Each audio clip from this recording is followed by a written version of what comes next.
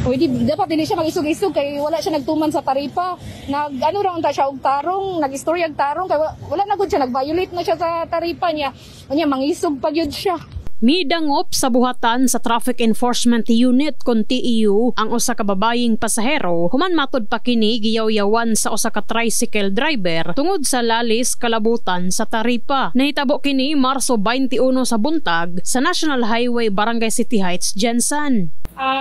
Nagsakay ko gikan dira sa may nagpara ko dira sa mga torno nga tricycle dira sa may National Highway sa atbang sa Mang Inasal kanang land bank between kanang mga nakatorno dira nga tricycle. No. Tapos nag-ana ako kuya, balimbing ko kuya.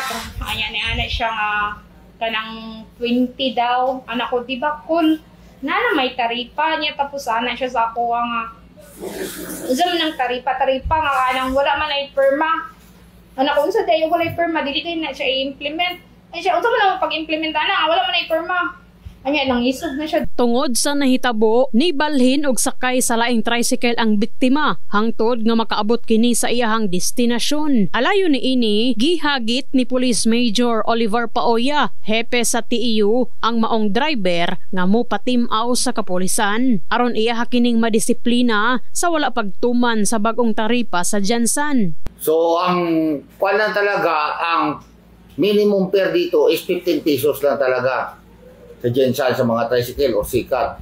So kung ayaw yung mamasada, kulurom na nga kayo, baka akala nyo hindi yan huhulihin. Huhulihin talaga yan namin. Yung bastos na pag-approach ng driver na ini-impose lang ni ma'am ang rights niya. So dapat hindi tayo maging bastos. So watch out mamaya, puntahan dyan namin. O, pakikita mo kung gaano kakabastos mamaya.